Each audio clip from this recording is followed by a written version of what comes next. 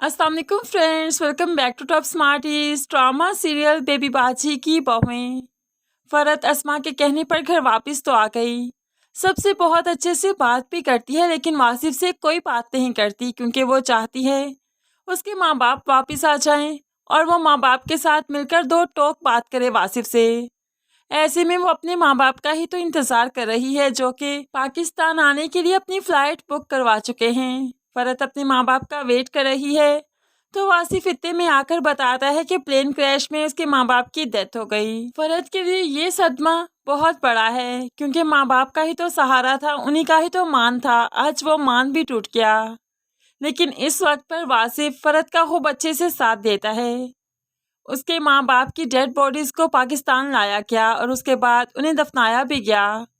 फरहत माँ बाप की कब्रों पर जाकर वासिफ के साथ दुआए मगफिरत भी करती है और बाद में कुरैशी साहिब भी वासिफ से मिलते हैं तो कहने लगे, फरहत का ख्याल रखना, पहले बात और थी लेकिन अब बात बहुत अलग हो चुकी है।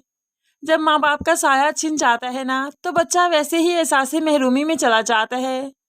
अब वासिफ इस बात को खूब अच्छे से समझता है कि क्या कंडीशन होती है माँ बाप की इस दुनिया से जाने के बाद, क्योंकि वो भी तो काफ़ी अरसे से माँ बाप के बगैर ही ज़िंदगी गुजार रहा है। इसलिए अब वो फरहत से नाराज़ नहीं, अब कोई एटीट्यूड नहीं। फरहत जो कि बालकनी में खड़ी थी, अकेली सोचों में गुम थी। ऐसे में वासिफ उसके लिए चाय लेकर आता है और फिर अपने लिए भी। आकर उसके कंधे पर हाथ रखते हुए सारी नाराज़गी भूल जाता है। तो फरहत भी तो अब कोई नाराज़गी नहीं दिखाती क्योंकि फरहत का वासिफ के अलावा कोई सहारा नहीं।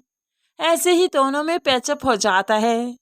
दूसरी तरफ आहर समन के एग्ज़ाम स्टार्ट हो गए। कुरैशी साहिब समन को खुद ही पिक करते हैं, खुद ही ड्रॉप करते हैं और किसी पर एतबार नहीं करते। ऐसे ही समन के एग्ज़ाम्स के बाद उसका अच्छा सा रिजल्ट भी आ जाएगा। वलीद तो बहुत खुश है। समन को फ़ोन करते हुए कहने लगा, इस बार एग्ज़ाम्स अच्छे से देना, उसके बाद हमारी शादी की बात चलेगी। ऐसे में समन भी शर्मा चाहती है, लेकिन यहाँ पर नसीर साहिब, उन्हें तो अलग ही जवानी का भूत सवार हो गया।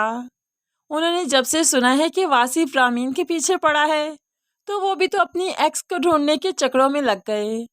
जैसे ही उन्हें वक्त मिलता है, मोबाइल पकड़कर सिर्फ राक्षी की फेसबुक देखते हैं। किसी न किसी तरीके उसका एड्रेस मालूम पड़ जाए कि वो कहाँ पर रहती है, फिर उससे मुलाकात करेंगे।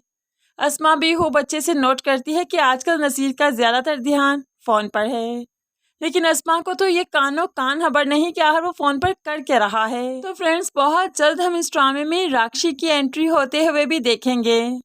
दूसरी तरफ आशी, जो कि काफ़ी डर चुकी है जब से उसके पीछा किया किसने, तो वो काफ़ी घबरा गई। इसलिए तो अपनी माँ से कहने लगी कि आज मुझे स्कूल छोड़ा है, मैं अकेली नहीं जाऊंगी, मुझे बहुत डर लगता है। तो माँ कहने लगी, ये क्या चौंचले हैं, रोज़ अकेली जाती हो, आज क्यों नहीं? मुझसे नहीं इतनी जिम्मेदारियाँ ली जाती, पहले ही मैं बहुत कुछ करती हूँ। तो यहाँ पर आशी कहने लगी, आपसे तो अच्छी फिर अजरा मामी हैं, उन्हें आधी ज़बान से कहा था कि एकेडमी रखवा दे और उन्होंने जल्दी से बात मान ली, और आप मेरी अपनी माँ होकर मेरी बात नहीं मान रही, मेरी सिचुएशन नहीं समझ पा रही। अब अजरा यहाँ पर दोनों की बातें सुन रही थी तो सायरा को बेटी की बात पर गुस्सा आ गया और उसे चीखते हुए कहने लगी, अच्छा मैं बुरी, तुम्हारा अजरा मामी बहुत अच्छी है ना, उसी से कहो तुम्हें स्कूल में ड्रॉप कर दे, जाओ ना, उससे कहो, देखती हूँ कितनी बात मानती है तुम्हारी। अब आशी माँ को क्या बताए कि उसे क्या ही खौफ है कि कोई उसका पीछा करता है।